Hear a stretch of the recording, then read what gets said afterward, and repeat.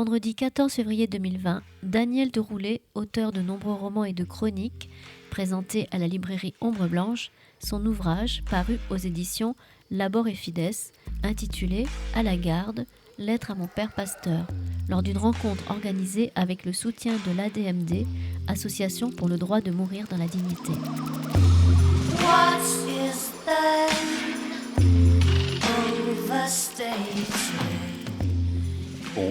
Bonsoir. Je laisserai Pierre Juston de l'ADMD dire quelques mots au nom de l'association dont il est l'un des animateurs, et puis je laisserai ensuite Jacques Rochefort, que je remercie, dialoguer avec notre invité Daniel Deroulet. Et je voudrais vraiment remercier très profondément Daniel Deroulet parce qu'il navigue beaucoup en ce moment, enfin plus exactement, il roule beaucoup, soit en train, soit il roule même en avion. Donc là, il est toujours entre deux moyens de transport pour parler de son livre, entre autres, peut-être aussi d'ailleurs de ses livres, parce que il est là pour il est ce soir chez nous pour un livre très particulier. Moi, je l'avais rencontré il y a déjà, Daniel, 4 ans, 5 ans, je sais pas. Au moins, non, il sait pas. Donc, très bien, il sait pas plus que moi, au fait. Allez, on va dire au moins, au banquet du livre à la Grâce, dont il avait été un des invités.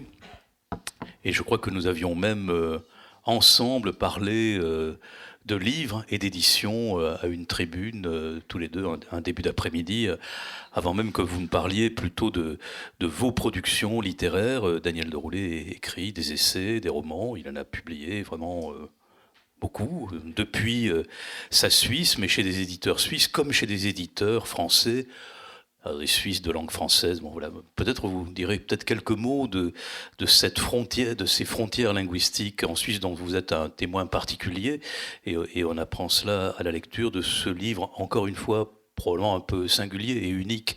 C'est sûr qu'il ne peut être qu'unique vu le sujet qui est le sien, Alors Hélène me disait, aujourd'hui, pour fêter la Saint-Valentin, c'est peut-être une drôle de façon, voilà. Mais après tout, Daniel disait, voilà, l'amour et la mort sont des choses qui sont considérablement et toujours mêlées fortement. Et il n'y a pas que Georges Bataille qui ait évoqué cela. Je crois que tout le monde qui a réfléchi sur l'amour a réfléchi nécessairement sur la mort. Et c'est un livre finalement d'amour profond que vous avez écrit pour vos parents dans cette lettre. C'est une drôle de lettre au père d'ailleurs, hein.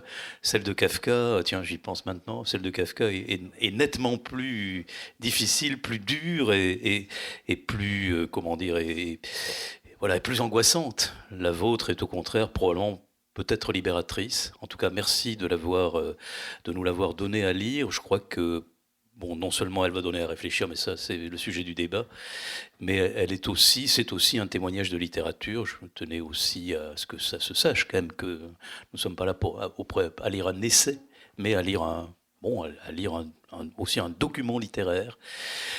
Et une chose très personnelle, c'est ça aussi, cette question-là se pose, hein. Est-ce qu'on donne ça à lire? Vous avez voulu le faire, il faut en discuter. Merci, je vous laisse à vous pour peut-être dire quelques mots d'accueil. Oui. Oui. Merci beaucoup.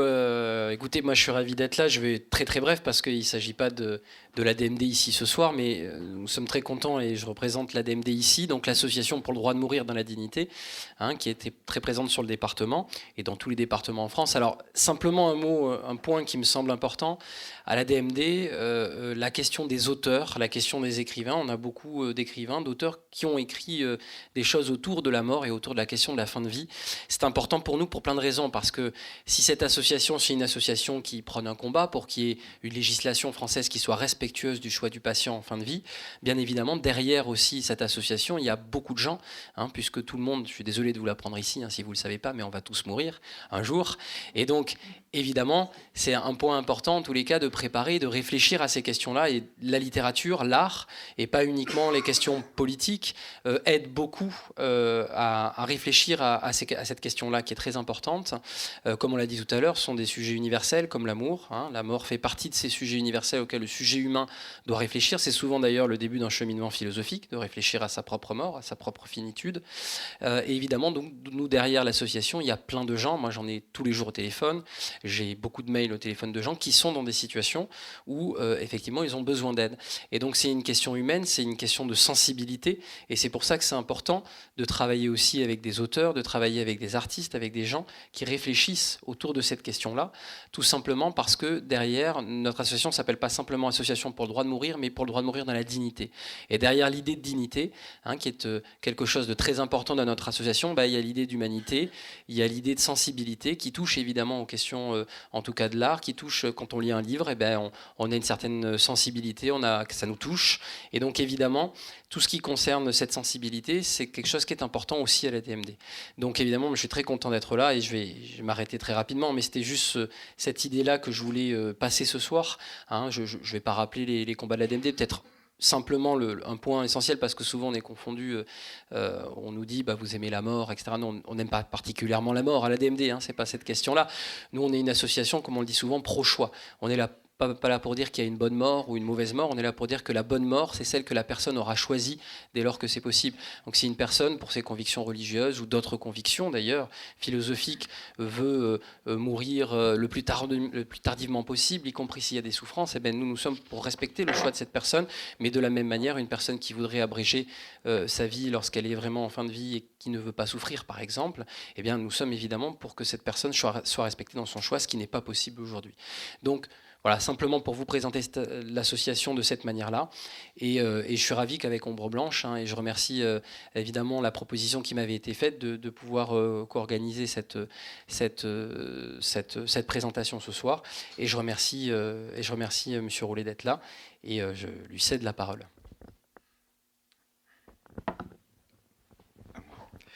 Merci et bonsoir à toutes et à tous et merci d'être là autour de Daniel de Roulet qu'on est très heureux donc d'accueillir à la librairie Ombre Blanche. Je ne vais pas redire ce qu'a dit Christian autour donc de son dernier ouvrage paru chez Labor et Fides, donc qui s'intitule À la garde, on y reviendra.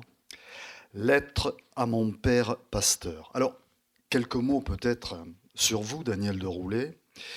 Vous avez été architecte et ingénieur dans l'informatique, et puis depuis 1997, je crois, vous vous êtes consacré à l'écriture. Alors, j'ai beaucoup aimé dans votre itinéraire deux choses. C'est que vous avez été surveillé pendant très longtemps par la police, après avoir pris position pour les objecteurs de conscience, et ensuite, parce que nous, on a quelqu'un en France, Johnny Hallyday, qui met le feu. Mais vous l'avez fait, vraiment. Vous avez mis le feu au chalet d'Axel Springer en 1975. Et vous avez aussi fait partie d'un collectif qui s'intitule Berne et partout. Alors, pour revenir à l'ouvrage qui nous occupe ce soir, à 97 ans, votre mère annonce qu'elle va mettre fin à ses jours. Et la date et l'heure, je dirais, sont fixées.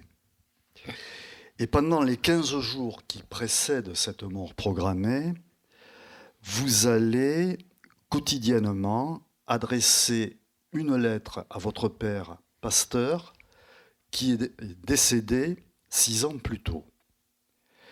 Et à travers ces très belles lettres, je dirais, ça c'est un avis tout à fait personnel, vous allez rendre hommage à votre père pour avoir su exercer son ministère de façon différente, je dirais. Et cette culture réformée qu'il vous a transmise devient pour vous un apprentissage, je dirais, en douceur, d'un monde que vous qualifiez sans Dieu ni maître. Alors, peut-être pour débuter cette conversation entre nous et ensuite avec l'auditoire, je serais tenté de vous dire où en êtes-vous aujourd'hui avec la mort et pourquoi vous êtes-vous adressé à votre père?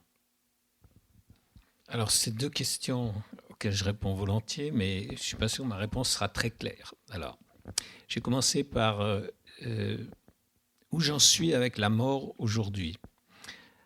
Je pense que c'est évident que même à la Saint-Valentin, c'est vrai, un grand amour, il pense aussi à comment il peut finir.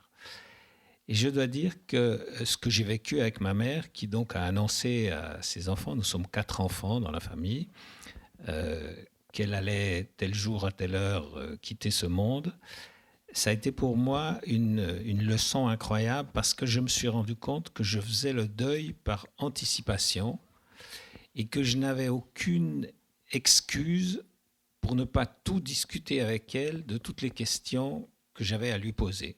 Parce que je pense que tout le monde qui a eu une mère, même si cette mère a 97 ans, il y a des choses qu'on ne s'est jamais dites. Il y a des choses qu'on a mis un peu de côté. Il y a des histoires de famille qu'on préfère ne pas évoquer et qu'on considère qui sont... voilà. Et comme j'avais perdu mon père 6 ans avant et qu'à lui, j'avais peut-être encore des questions à lui poser, mais qu'il est parti dans des conditions plus difficiles, à savoir quelqu'un qui simplement, peu à peu, perd la tête, perd la mémoire et ensuite s'en va. Je me suis bien demandé qu'est-ce qu'il y avait à discuter encore avec une personne qui annonce sa propre mort. Alors j'ai pu le faire. Et ce que je vous disais tout à l'heure, c'est-à-dire ce que j'ai trouvé extraordinaire dans cette histoire, c'est qu'une femme qui s'en va, qui habite dans un appartement au milieu d'un grand immeuble, elle dit à tous ses voisins, vous savez, dans 15 jours, je ne serai plus là. Et donc, il y a une espèce de consensus qui s'établit du haut en bas de la cage d'escalier de gens qui viennent lui dire au revoir. Et tous sont finalement assez soulagés de pouvoir même discuter des clés de la chambre à lessive, enfin de choses vraiment très, très banales qui ont eu lieu pendant les 20 ans où elle a habité cet immeuble et donc où ils ont envie d'être au clair avec elle. Et ensuite, quand les choses se sont passées, qu'elle est morte, l'enterrement a été un enterrement très différent des autres enterrements dans la mesure où peu de gens pleuraient finalement. Et les gens qui pleuraient, je le dis maintenant un peu comme ça, c'est les gens qui n'avaient pas admis qu'elle fasse ça toute seule ou qu'elle le fasse absolument. Et parmi eux, il y avait ma petite sœur et mon petit frère, pour qui c'était très difficile. Ils sont venus dire au revoir à ma mère, mais qui ont considéré que c'était, que c'était rétablir un pouvoir de quelqu'un qui allait mourir, qui allait au-delà des pouvoirs qu'il pouvait s'attribuer. Je ne sais pas si je m'explique. C'est-à-dire, voilà, il se trouve que c'était une femme très volontaire, qui avait décidé de faire quelque chose. Et la réponse de mes frères et sœurs, les petits, donc j'avais encore une sœur grande qui était là, c'était « Ouais, mais elle a toujours tout décidé. » Voilà. Et encore une fois, elle va décider. Voilà. Et donc, elle a décidé. Et eux ont été très tristes, beaucoup plus tristes que ceux qui avaient assisté à ça. Donc j'en suis avec la mort voilà, c'est là que j'en suis à peu près. C'est-à-dire, je ne pense pas qu'on peut avoir une position claire sur mourir. C'est d'ailleurs pour ça que la littérature peut servir. La littérature, elle se pose 2 questions, à mon avis. Elle se pose d'où viennent les enfants, où vont les mourants. Une fois que vous avez répondu à ça, il n'y a plus rien à écrire. Mais comme en général on ne sait pas, eh ben on continue d'écrire des livres en se disant d'où viennent les enfants et où vont les mourants, voilà. Cette question, c'est pas moi je ne veux pas m'approprier quelque chose que je n'ai pas inventé. C'est Forrest, un écrivain, qui a dit ça une fois dans un livre. Et puis je le lui ai rappelé dans un débat. Il m'a dit « Ah oui, c'est moi qui ai écrit ça ». Comme quoi il y a des fois des phrases, vous voyez, on les lit chez les autres et les autres n'ont pas conscience que ça va devenir des phrases importantes pour quelqu'un d'autre. C'était quoi l'autre question? Donc, qu'est-ce que j'avais posé comme question?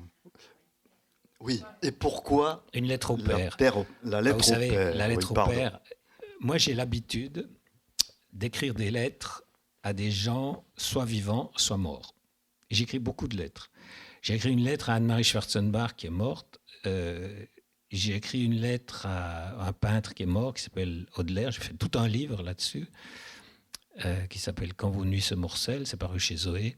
Et c'est, pour moi, une forme simple du dispositif littéraire. C'est-à-dire, je sais qui parle, c'est-à-dire c'est moi. Donc le « je », c'est vraiment moi. C'est pas, je sais pas quoi, un jeune homme japonais du 19e siècle ou une femme, etc. Le « je », c'est moi. Et la personne à qui je m'adresse, elle est claire pour le lecteur. Donc le dispositif, il est absolument clair. Il y a quelqu'un qui parle et il y a quelqu'un qui est censé lire cette lettre. Alors je dirais que quand j'écris à quelqu'un qui est vivant, eh bien, j'attends une réponse. Puis évidemment, des morts, j'attends pas de réponse. Mais j'essaye de comprendre ce qu'il dirait. Enfin, c'est-à-dire, quand je fais une lettre à mon père qui est décédé, j'ai pas envie de faire un règlement de compte. J'ai envie de lui dire des choses sur lesquelles nous sommes d'accord et qu'un tiers écoute. Et le tiers, c'est le lecteur. Le lecteur écoute ce que je suis en train de raconter à mon père. Oui, effectivement, puisque, il faut le préciser, il n'y a pas, comme on dit, de règlement de compte, mais c'est aussi un retour à la fois sur ce que vous avez vécu avec lui, ce qui vous a marqué.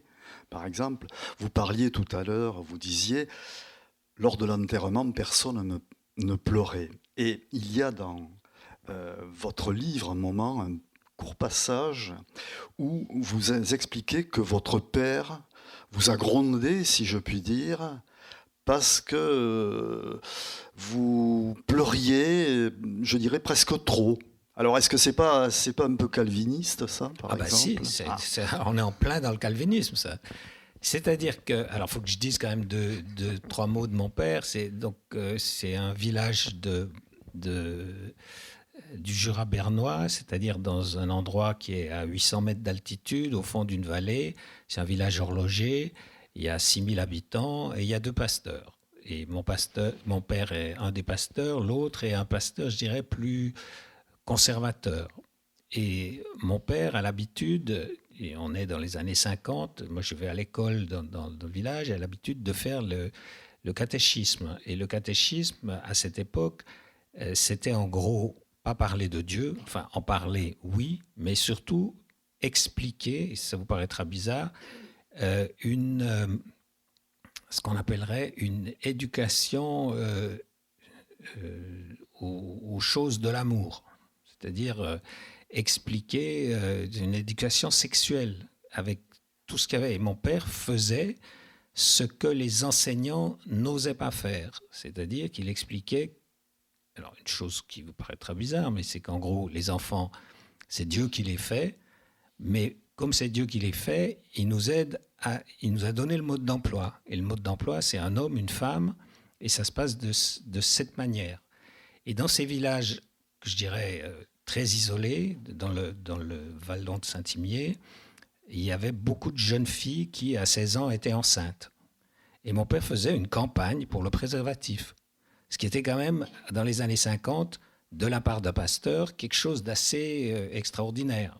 Alors, ça veut dire ce type de rapport que j'ai pu avoir avec mon père, c'était le rapport d'un fils avec un personnage public qui était très connu, qu'on retrouve dans la littérature en Suisse, parce que les pasteurs, ils ont un rôle, à cette époque-là, social très fort. C'est-à-dire que, bon, ils s'occupent de la sexualité de leur catéchumène, mais ils s'occupent aussi de toutes sortes de choses dans la vie civile. C'est-à-dire qu'un pasteur, tout normalement, il est dans ce qu'on appelait la commission d'école, il est, je ne sais pas moi, dans la société d'embellissement du cimetière, comme il est dans la société des spectacles, parce qu'il y a de temps en temps des spectacles locaux, et puis voilà. Et donc, chez nous, à la cure, il y avait aussi bien des très pauvres, je veux dire par là, des gens qui sortaient de tôle et qui ne savaient pas où dormir. Alors, ils venaient dormir à la cure. Et puis des très riches, c'est-à-dire les patrons des grandes boîtes horlogères, Longines, Heuer, Tag, enfin des noms qu'on connaît encore, quoi, Rolex, etc. Ils sont des boîtes qui sont nées dans ces contrées-là. Et les patrons habitaient là, et donc ils étaient reçus chez nous, aussi bien les uns que les autres, aussi bien les très pauvres que les très riches, ce qui donne pour les enfants du pasteur une situation particulière, parce que ça veut dire qu'ils connaissent le village, et ils se rendent compte très jeunes qu'il n'y a pas que des riches, qu'il y a des classes sociales, je ne peux pas le dire autrement. Il n'y a pas besoin d'être marxiste pour se rendre compte qu'il y a des classes sociales, et un fils de pasteur ou une fille de pasteur se rend immédiatement compte que dans un village, il n'y a pas une unité et que tout le monde est... Alors, il y avait évidemment aussi une franc-maçonnerie, il y avait quelques francs-maçons, et mon père faisait les enterrements des francs-maçons, parce qu'il parlait bien. Alors, il ne parlait pas de Dieu quand il allait à un enterrement des francs-maçons, mais il parlait suffisamment pour expliquer les choses. Et tout ça explique pourquoi je voulais rendre compte de cette figure du pasteur qui existe dans toute la littérature suisse romande, qui a commencé avec Gide d'ailleurs, qui a écrit son livre quand il était en Suisse, et bien avant encore, qui a commencé avec Hawthorne, qui est le premier roman de la littérature américaine. C'est une histoire de... Voilà, la lettre écarlate. Voilà. Bon. Mais je me suis demandé, lorsque je vous ai lu, est-ce qu'en écrivant, on met aussi à distance cette mort qui vient, quelque part.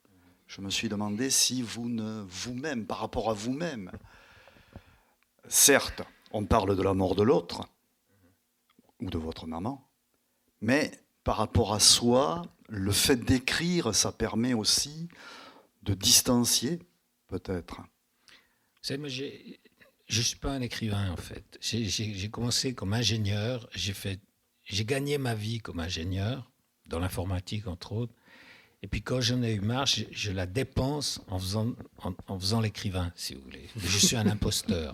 Enfin, je me sens comme un imposteur. Il y a beaucoup d'écrivains qui sont des imposteurs. Voilà. Mais moi, je le revendique. Dans le sens que ça veut dire pour moi, l'écriture, c'est effectivement un tour de piste de plus à ma vie. C'est la possibilité d'écrire des choses.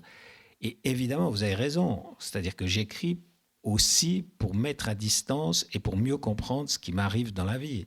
Et ça, j'écris pas des journaux intimes, mais j'écris pour essayer de résoudre certaines choses ce que je disais tout à l'heure, quoi. D'où viennent les enfants, où vont les mourants. Eh bien, tant que je ne saurais pas, je continuerai à écrire. Donc, vous avez des chances de lire des livres de moi encore pendant un moment. Ça veut dire, j'arrive pas à m'imaginer qu'il y a une fermeture de l'écriture. C'est-à-dire qu'il y a un moment où on a résolu ce derrière quoi on court avec des mots, des phrases et des formes. Donc oui, bien sûr, vous avez raison. De parler de la mort des autres m'aide aussi à me mettre au clair sur la mienne. Et je me dis, aurais-je le courage d'être aussi clair sur les choses que l'a été cette femme de 97 ans, non, on dit 97, donc vous avez compris, qui décide de mettre fin à ses jours parce qu'elle ne peut plus se lever, quoi. Et qu'elle est aveugle et qu'elle considère que c'est fini. Et dont les derniers mots sont finalement « Ah ben j'aurais bien duré encore un petit moment, mais je crois que ça suffira comme ça. » Oui, vous le dites dans le... Parce que vous écrivez à votre père, mais au fond, vous auriez pu prendre comme type d'écriture le journal, par exemple. Oui, alors peut-être que je dois dire en 2 mots, ce livre est une commande. Il y a un éditeur qui s'appelle Labor et Fides, qui est un éditeur religieux, qui fait beaucoup de livres du côté du protestantisme, du calvinisme, des philosophes qui sont autour disons, de l'ère protestante, œcuménique aussi. Et donc, un jeune éditeur qui a repris la maison a décidé de faire une série sur le rapport des écrivains à la religion. Alors, le premier livre était sorti dans la collection, et c'est le livre d'un Denis Guénoun, qui est juif et qui, d'autre part, s'est converti, si j'ose dire, s'est converti au marxisme dans une première partie de sa vie, puis s'est reconverti à la religion dans une deuxième partie de sa vie. Et donc, ça faisait un livre très intéressant. Et l'éditeur m'a dit, toi qui es fils de pasteur, ne veux-tu pas nous faire un livre sur le rapport d'un écrivain au protestantisme ? Et ma réponse a été, je le fais très volontiers, mais fais attention, je ne suis plus croyant. Ah ben ça fait rien, tant pis, on va quand même faire. D'ailleurs, il avait préparé sa liste, il y avait un catholique, un musulman, etc. Donc moi j'étais le protestant dans la série. Et donc j'ai fait ce livre en réfléchissant qu'est-ce que je pourrais faire. J'avais tenu le journal des journées difficiles avec ma mère, de ces 15 derniers jours. Je n'avais pas écrit à mon père à ce moment-là. Je dois le dire que je l'ai fait après coup, parce que je me suis dit que finalement, pour faire un livre où on parle de sa propre foi, on doit être très proche de son propre vécu. Je ne voulais pas faire une théorie à la Jean-Jacques Rousseau ou ou Ricoeur. Je ne voulais pas faire un essai, je voulais dire comment j'ai vécu ça. Vous le convoquez, Rousseau, dans cet ouvrage. Et justement, sur la perte de la foi, alors j'ai retenu 3 noms. Et je me suis... Brassens, il y a une chanson que vous citez, Camus et Sartre. Ce qui vous permet au passage, à un moment donné, je serais tenté de dire, et ça va peut-être faire écho dans la salle, quelque part, de vous en prendre un peu, mais c'est un sentiment que je partage, à la religion laïque. Oui, je raconte. Alors, peut-être d'abord l'épisode de la religion laïque. Il est vrai que je suis frappé. Alors, ça n'existe pas forcément en Suisse de la même manière, mais j'ai une amie, entre autres, qui est membre de la Ligue des droits de l'homme, qui est même une personne très haut placée, si j'ose dire, là-dedans. Et je raconte dans le livre qu'elle avait son anniversaire. C'était pas la Saint-Valentin, mais c'était son anniversaire personnel. Et je me suis dit, je vais lui faire un cadeau, un beau cadeau. Donc, on va dans une librairie, on regarde ce qu'il y a, puis on se dit, elle a déjà tout lu, qu'est-ce que je fais, etc. Et je vois que la Pléiade vient de sortir un Coran. Donc, je lui achète le Coran dans la Pléiade. Et mal m'en a pris, parce qu'elle n'a pas accepté ce cadeau. Elle a tout de suite été le changer. Et ça m'a fait penser que oui, il y a aussi chez les laïcs de temps en temps une espèce d'intolérance qui consiste à dire je ne veux pas savoir ce qui se passe du côté de la religion. Voilà. Mais c'est une anecdote, quoi. Mais je pense que oui. J'ai trouvé la chose intéressante. Vous me demandez mon rapport à Georges Brassens. Non, mais c'est un gag. Ah bon. Ça vous a titillé. Ah, excusez-moi. Je vous céderai la parole. Voilà. Non, Georges Brassens... Brassens... état de votre titillement. Georges Brassens, voilà, l'anecdote que je raconte, c'est que quand vous êtes catéchumène, je ne sais pas si ça se passe comme ça dans les autres paroisses protestantes, mais chez mon père, chaque catéchumène devait trouver dans la Bible une phrase qui devrait l'accompagner pour le reste de ses jours. Voilà, c'était son idée. On ne lira peut-être plus la Bible quand on aura 30 ans, comme ça, mais on se souviendra de la phrase qu'on a dit de catéchumène, c'est-à-dire au moment de la confirmation à 16 ans. Et donc, on allait à l'église, on disait, voulez-vous confirmer ? On devait dire oui ou non. Et on devait lire la phrase ou dire la phrase. En principe, chacun l'avait appris par cœur. Et moi, j'avais appris comme phrase par cœur, et vous verrez que c'est très bien pour la Saint-Valentin, n'ayez de dette envers personne, si ce n'est l'amour que vous devez les uns aux autres. Voilà. Et ça, c'était ma phrase, et vous voyez, je la sais encore aujourd'hui. Et je trouvais que c'était une très belle phrase, j'avais trouvé dans la Bible. Et d'ailleurs, maintenant, mon livre est en train de sortir en allemand, et on a des problèmes avec la traduction, parce que la traduction ne rend pas la phrase française que j'aime beaucoup, qui est « n'ayez de dette envers personne ». Voilà. Ça se dit tout simplement « il ne faut pas que ». Moi, je trouve que ça, c'est moins beau. Et donc, mon père me dit « mais tu veux vraiment confirmer ?» Et je dis à mon père « mais je ne sais pas vraiment si je crois encore vraiment en Dieu. Je crois que je suis un peu comme dans la chanson de Georges Brassens qui dit « priez et implorez, mettez-vous à genoux, faites semblant de croire et bientôt vous croirez ». C'est-à-dire, il vole ça à Pascal. Et Pascal disait qu'il faut que peut-être la pratique de la religion finit par vous inculquer la religion. Et mon père n'était pas très content de cette remarque, justement parce qu'il savait que moi je lisais plutôt Sartre et Camus que la Bible à l'époque. Donc, vous avez perdu la foi. Ou est-ce qu'on peut dire que, agnosticisme, perte de la foi ? Alors, une des choses pourquoi je suis très reconnaissant à mon père, quand même, parce que j'en ai peut-être parlé qu'en termes de son métier ou de sa vocation, mais je suis très reconnaissant à cette tradition protestante qui, voilà, mon père vient de Genève, de la bonne bourgeoisie genevoise, avec un frère banquier et une sœur, on ne dit pas dans les ordres chez les protestants, mais enfin, elle était infirmière-chef de l'hôpital, voilà.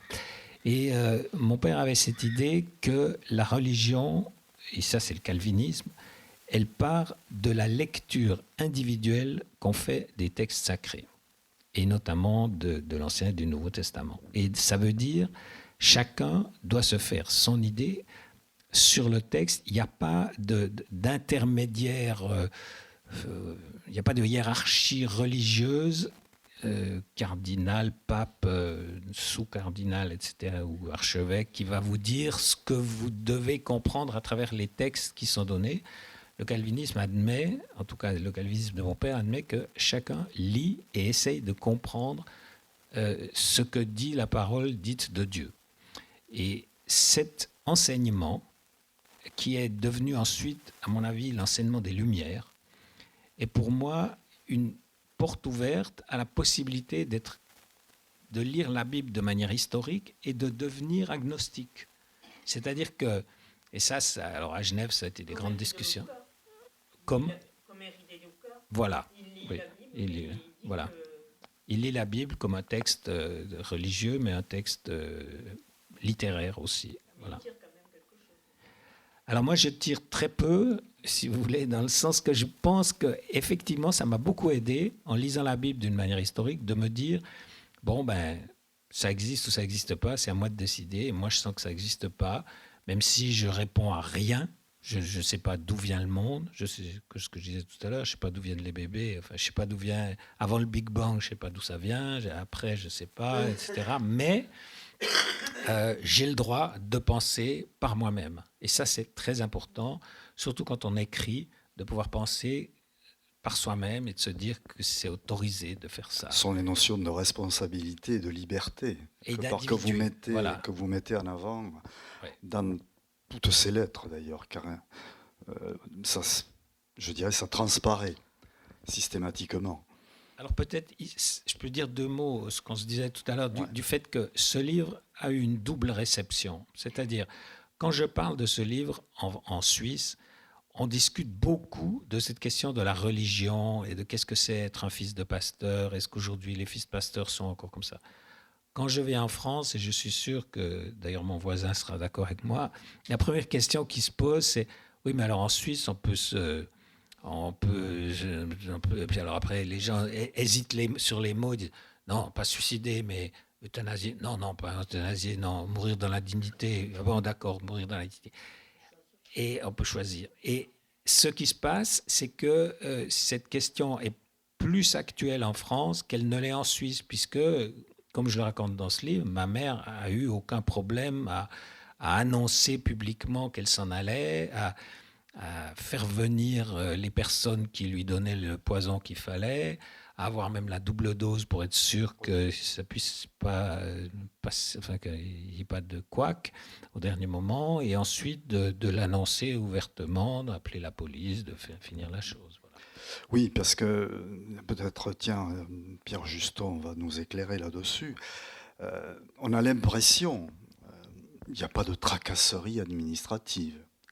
Les choses se passent très vite en Suisse, je serais tenté de dire presque facilement. C'est peut-être pas le même cas aujourd'hui chez nous, comme l'on dit. Ça n'existe pas. Chez nous, ça n'existe absolument pas. Alors nous, dans l'association, on est peut-être plutôt pour un système belge parce que c'est pas exactement la même chose. Il y a une prise en charge. Effectivement, en Suisse, c'est une liberté, c'est très très libéral, hein, et c'est une tolérance parce que ce n'est pas dans la loi en fait en Suisse. C'est une tolérance qui est faite et comme vous l'expliquez très bien, effectivement, après, il faut le déclarer la mort. Qui est un suicide en réalité, en tout cas considéré comme un suicide, et c'est comme ça que ça se passe. Voilà, donc nous, en France, ça n'existe absolument pas. La seule chose auquel on a droit, je m'arrêterai là sinon je serais trop long, il ne s'agit pas de l'association, mais la seule chose auquel on a droit depuis la loi de 2016, depuis la loi Claes-Leonetti, c'est ce qu'on appelle une sédation profonde et continue, qui est quelque chose d'assez hypocrite, mais qui peut être une solution pour des gens qui veulent le choisir. Après, nous, on n'est pas satisfait de ça, puisque ce n'est pas la liberté totale de la personne, puisque la seule chose qu'on nous permet, c'est de nous endormir. C'est une sédation profonde, continue, jusqu'à ce que la personne meure en phase d'agonie.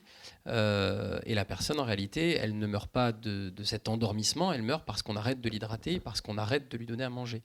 C'est pour ça que nous dénonçons un petit peu cette possibilité, parce qu'on trouve que c'est un peu hypocrite. C'est de dire, en gros, nous n'avons pas tué la personne, nous l'avons seulement endormi, c'est la nature qui l'a fait, ou alors, pour effectivement les gens croyants, c'est Dieu qui a choisi le moment où il a récupéré la personne.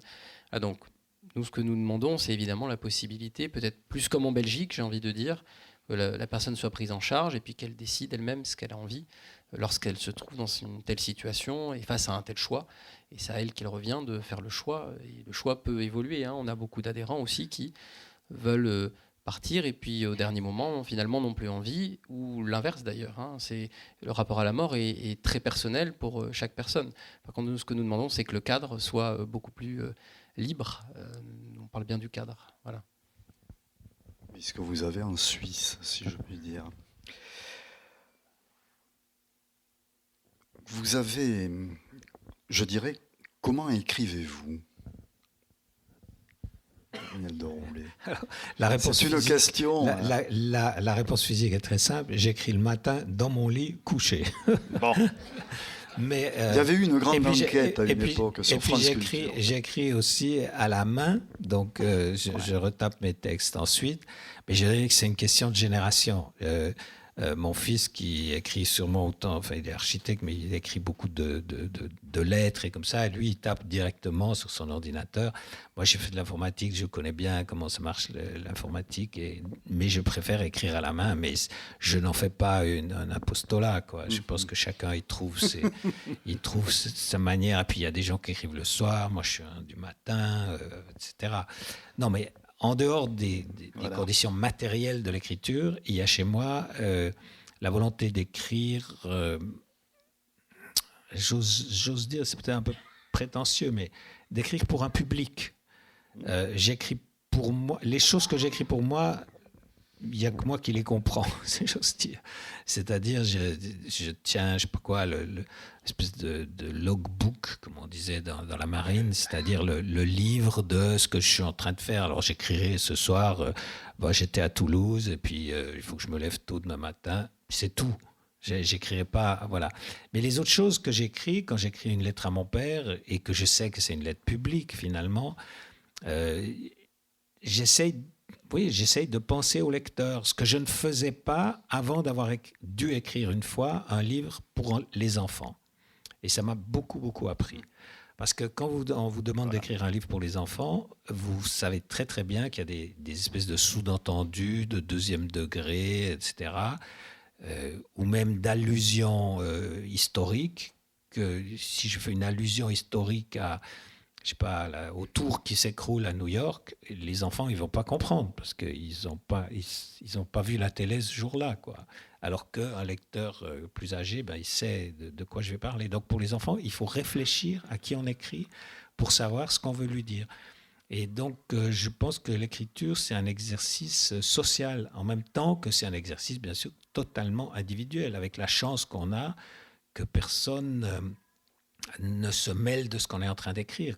Contrairement à ce qui vous arrive si vous faites un film, là, on m'a demandé de faire un scénario, puis alors le scénario c'est fini, quoi. C'est plus l'auteur qui décide, c'est le producteur, puis les autres viennent, et puis ensuite il y a les directeurs de salle qui disent oui mais cette fin de ton scénario ça va pas du tout, on peut pas le laisser mourir comme ça, il faut qu'il se marie à la fin ou je sais pas quoi. Enfin c'est voilà. Alors que dans la littérature, enfin, il y a peut-être des cas comme ça, mais moi, je n'en ai pas connu, heureusement. J'ai des éditeurs qui disent, ça va ou ça va pas, ça nous plaît pas, mais qui vont pas me dire, non, mais il faut que tu mettes une fin plus heureuse, quoi. Oui. Non, ce que je voulais vous faire dire peut-être ou évoquer, c'est que, donc, y compris quand on regarde vos autres ouvrages, c'est une écriture toujours très épurée. Et donc, est-ce que je dirais, est-ce que vous raturez beaucoup ou est-ce que vous réécrivez beaucoup?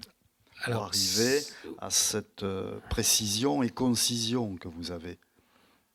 Alors, c'est vrai que quand je disais que j'écrivais le matin au lit à la plume, quand je recopie, j'en enlève à peu près la moitié. Et ensuite, quand je relis mes copies, je pense que j'enlève 80% de ce que j'ai écrit. C'est-à-dire que je me suis rendu compte qu'il vaut mieux qu'un lecteur doive passer 2 fois sur ma phrase plutôt qu'il ait l'impression qu'il y a 10 phrases sur 12 qui sont de trop. Voilà. Et je me rends compte que je ne voudrais pas être un auteur qui a la possibilité, parce qu'on commence, avec un certain apprentissage de la lecture, on peut écrire beaucoup. Et je ne voudrais pas être un auteur bavard. Et peut-être que ça vient du fait que la Suisse est un pays quadrilingue. Moi-même, je parlais allemand avec ma mère, je parle italien avec ma femme et je parle anglais avec ma belle-fille. Voilà.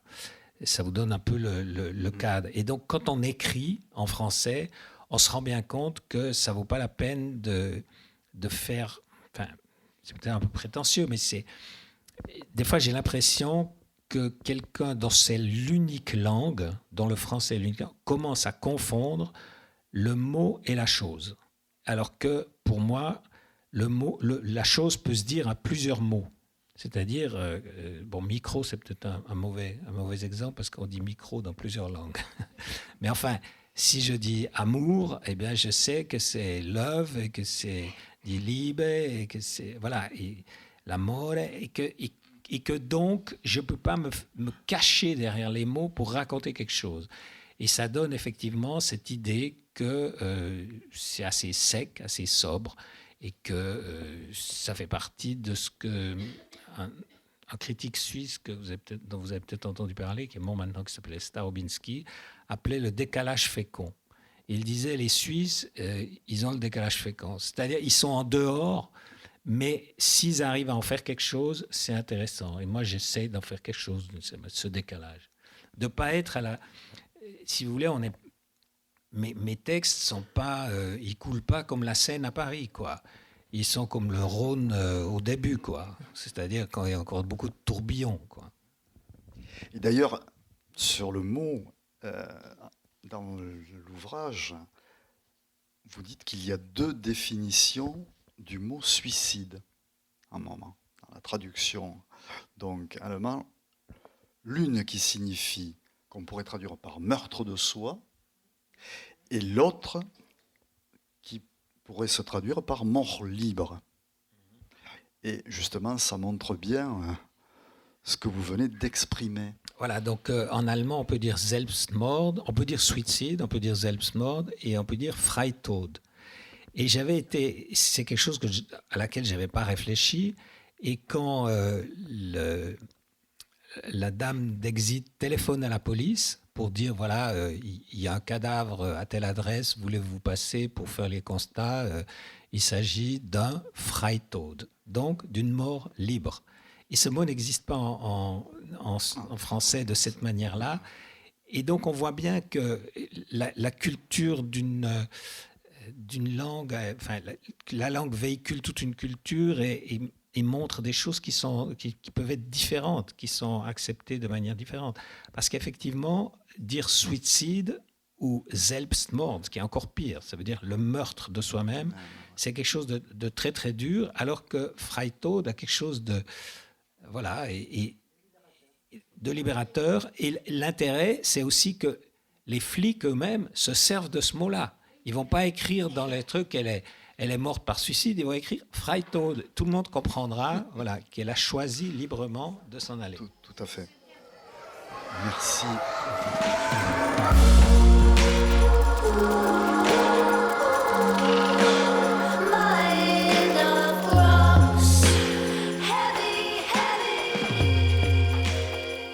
C'était une rencontre enregistrée vendredi 14 février 2020 à la librairie Ombre Blanche avec Daniel Deroulet pour la parution de son ouvrage « À la garde, lettre à mon père pasteur » aux éditions Labor et Fides.